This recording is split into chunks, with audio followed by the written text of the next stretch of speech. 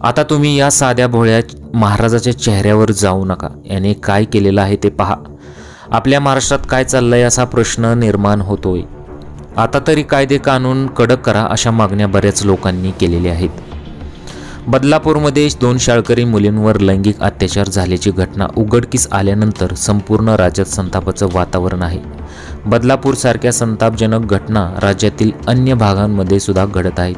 छत्रपती संभाजीनगर जिल्ह्यात सुद्धा अशीच एक घटना सध्या समोर आलेली आहे. आश्रमातील 2 अल्पवयीन मुलींवर तेथील महाराजानं लैंगिक अत्याचार केल्याचं उघडकीस आलेलं आहे.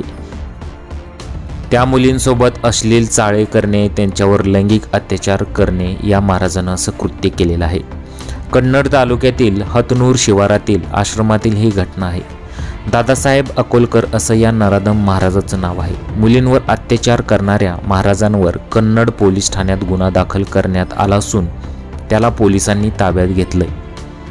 या आश्रमातील इतर मुलींसोबत देखील लैंगिक अत्याचार झाल्याचा संशय व्यक्त करण्यात येत आहे. दरम्यान उपमुख्यमंत्री अजित पवार यांनी बदलापूर प्रकरणात बोलताना आरोपीचं गुप्तांग कापून टाकलं पाहिजे असं वक्तव्य केलं होतं.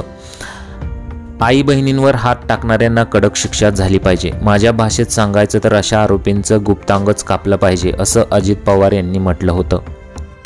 तर कायदे कानून कडक केलेच पाहिजेत. तुमच्या प्रतिक्रिया आम्हाला कमेंट बॉक्समध्ये जरूर कळवा.